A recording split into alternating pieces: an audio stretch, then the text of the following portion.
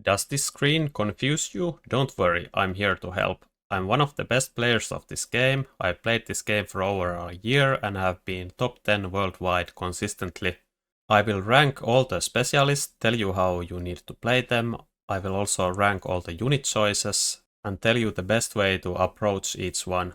By the way, when you see this screen where you select your starting specialist, all the specialists are unique. When you see something on your picks, you know the enemy cannot have the same. This is also true for the unit choices. So if you have like ball crawler, the enemy cannot have any specialist with ball and crawler. So this information could affect your choice. So do you pick good units or do you pick good specialist? And the thing is that all the specialists are somewhat playable, but the units, half of them are complete garbage. The main thing to look for is to have good enough units, and from the good enough units you will always pick the best specialists. And when you get better at this game, you will probably develop more strategies that you are comfortable with. So you like certain specialists with a certain unit composition, because you have done that strategy for hundreds of games, so you are very comfortable with it, and you will prioritize them over the rest just because it's best for you, not because it's like globally best. So let's rank the starting specialist. The first one is, you guessed it, the speed specialist. It grants 3 movement speed to your guys. So technically this could be better than the supply spec because the speed ability costs 50 per round and you can get double the speed actually. Wow. But in reality it's just complete garbage because your game plan is pretty obvious. You need to rush the enemy tower to get value from the speed, and it doesn't offer any help early game. So it's kinda like a late game specialist which relies on an early game strategy. That's why it's bad.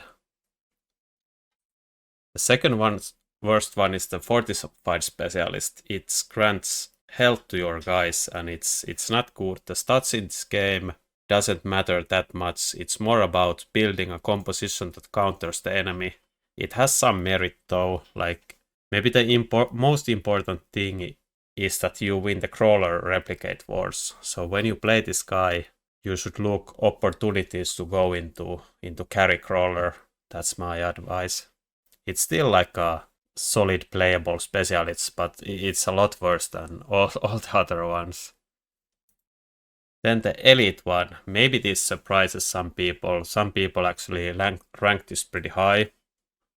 And I have actually played this elite specialist a lot. I like to play it a lot. It's very fun. The thing is that it's just not very good. It has a lot of early game tempo with like sniper deployments, arclight deployments, and crawler deployments, but it doesn't scale well into the late game. And many people think that the elite spec is actually good late game because you get to recruit level 2 units.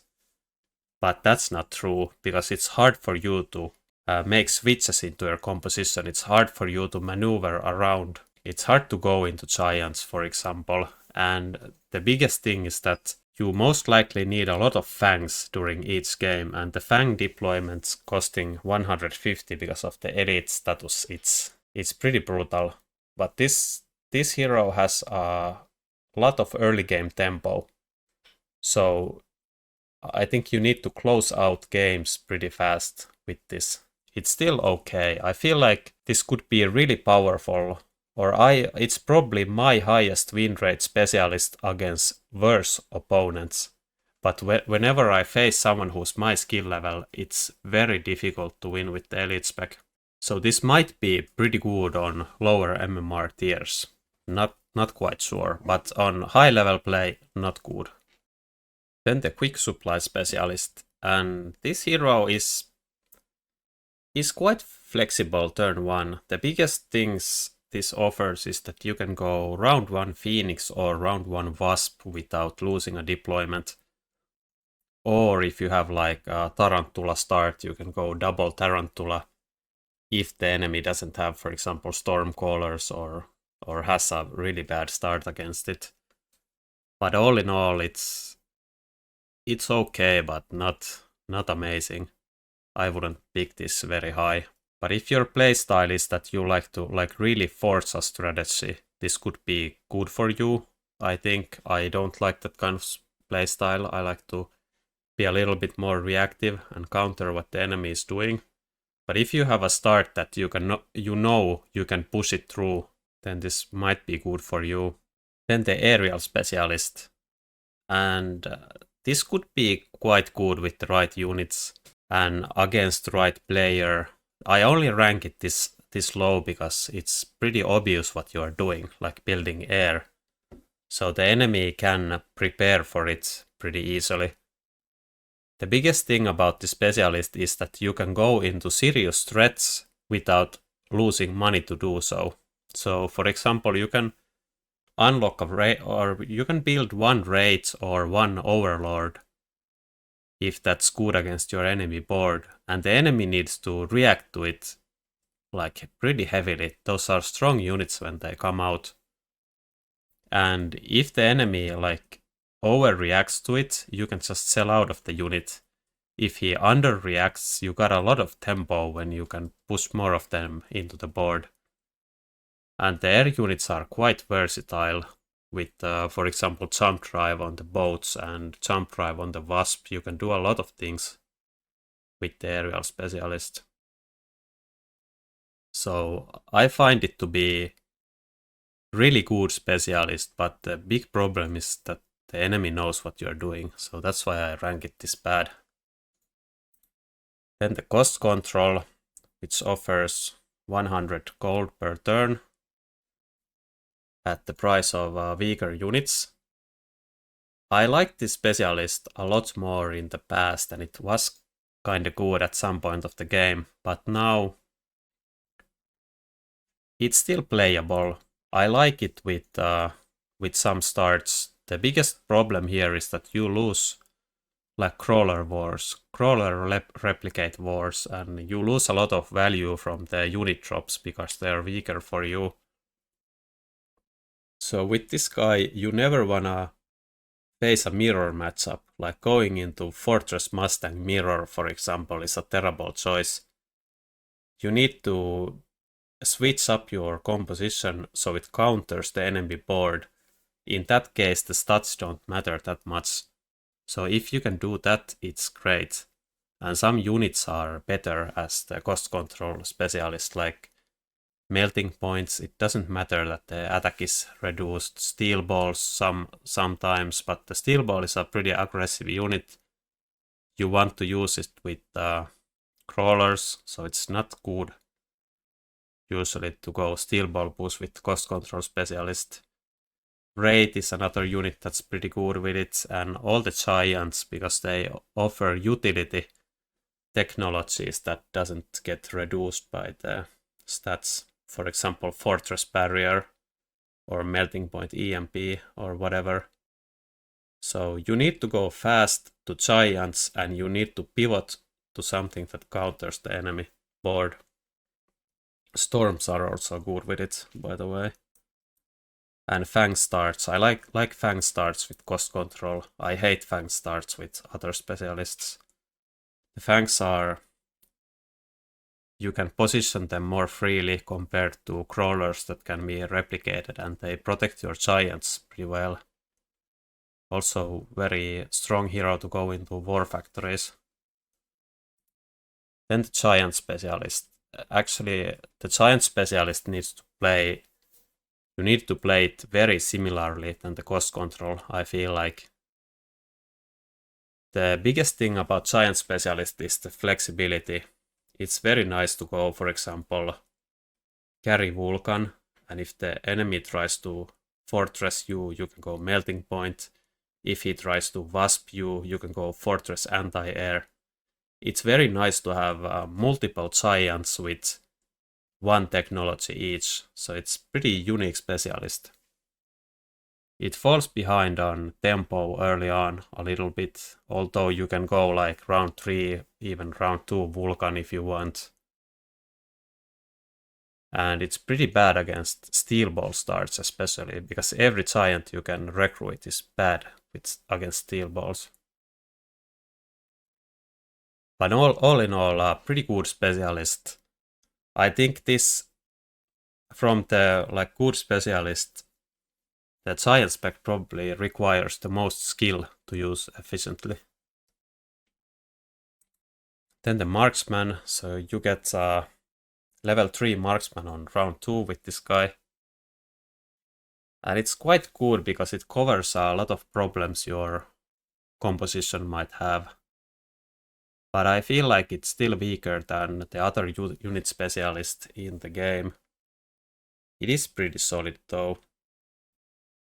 But if the enemy is capable, he can play around your marksman pretty well with wasps and positioning, so he will play one-sided map where your marksman is not. And the marksman is pretty slow unit, so it isn't that versatile compared to, for example, a Farseer. Like the Farseer is basically a better marksman, but a solid specialist. Then the Firebatcher specialist. And the thing with the Firebatcher, although it's very good unit, and you get the Batcher round 2, it's a pretty good effect, but I feel like it's hard to use because in long range games, the Batchers are not that good, they are okay, but they are very good on aggro games or defending aggro. But all of the unit starts kinda usually have some sort of chaff clear. And if you wanna play aggro, you cannot go like Stormcaller starts, because they are bad on aggro, right? So it would be like best with steel balls, but the problem with steel balls is that the steel balls are very fast, batchers are kinda slow. So the fire batchers cannot clear for the steel balls. So you cannot really pair them. For example, Wraith and Steel Ball is a very good combination. Firebatcher Steel Ball, not that good because of the unit speed, but it's a good flanker and overall very good unit. Then the Supply Specialist, which gives 50 gold per turn, and it's very versatile. One of the good things also about this is that you can go Wasp or Phoenix round 1 if that's needed. You will miss a deployment though, so it's not that good. But sometimes I feel like I'm against the start that I just cannot win. And it's very nice to have like Jump Drive Wasp or Jump Drive Phoenix on the board. But overall it will give a lot of value during the game. 50 gold per turn is a lot. It offers flexibility. You can easily counter what the enemy is doing. It's just great. It doesn't force you to a box or anything. Very flexible guy. Then the Rhino spec. And you can get a level 2 Rhino on round 4. Before it was, you could get level 2 Rhino on round 3. And if they change that back, the Rhino spec will be the best specialist in the game. By the way, again, it was before. And even though the Rhino comes quite late, it's still a very strong drop. The level 2 Rhino is very powerful. And it's a pretty good economy specialist also, because the Rhino is worth 300. So compared to the supply spec, for example, it's 6 rounds of supply, right? The Rhino. And if you count the deployment also, then it's 7 rounds of supply. So it's just strictly better, right? But it comes pretty late. It doesn't offer the early flexibility. So it's not that clear though. But the Rhino spec, you can play it aggressively or you can play it passively. It doesn't really matter. I think it's better to play aggressively, but also the enemy will expect that. So if you play it defensively, maybe he will make some deployment mistakes because of it. You can also do like some kind of late aggro with the unit drops plus the Rhino spec. So it's a pretty flexible specialist. And if you are very good at using items and mobile beacons, you will get a lot of value from the Rhino. So overall, great specialist. Then the Typhoon spec. And the Typhoon is a very strong unit. It offers a lot of different things because of the technologies of the Typhoon. So you can protect your frontline crawlers with the barrier. You can deal damage to medium units with the rockets. Very good unit in general. And also it does come out on round 3, so faster than the Rhino, and it also has a 300 cost price tag. So it's a better economy specialist than the Rhino because it comes faster. The only problem here is that the Typhoon is a lot better on short range games than on long range games. And the best starting pack for the Typhoon spec is probably like Ball Crawler, because the Typhoon pairs amazingly with aggressive steel balls. You can protect everything with the barrier, and the chaff clear is great, and the balls provide the single target damage. It's just a very good pairing. But also this specialist is, I found out that it's pretty good with even zero synergy between your starting units and the Typhoon, actually. The best overall strategy you can go for with Typhoons is Typhoon Boat, because the overlords will protect the Typhoons from its bigger counter, who is Scorpion. So very strong composition, Typhoon Boat. One of the best in the game, in my opinion. Needs to be played aggressively though. So a solid choice. The second best one is the Sabertooth Specialist. And this is because even though the guy comes on round 2, the Sabertooth, and it's less economy than the Typhoon Specialist, for example, but I feel like the Sabertooth is just a better unit in most cases. Like, it's very strong to build early on, the Sabertooth, with double shot technology. It offers a lot of tankiness to your board, a lot of single target damage. It's just great. This specialist is also better to be played aggressively, in my opinion, because you need to sink in a lot of money to the Sabertooth technologies to get range and stuff like that in long range games, and then you might be outscaled by giants at that point. And the best one is the Farseer Specialist, and it will provide you with the Farseer on round 3. And the Farseer also costs 300, so a lot of economy from this specialist as well. And why I think the Farseer Specialist is best is that the Farseer is a very versatile unit, and it comes at the right time. So the Farseer is, in my opinion, very strong on like round 3 to 5 maybe, or 3 to 6. So it's a mid-game unit. Later on it will be outscaled by giants a lot.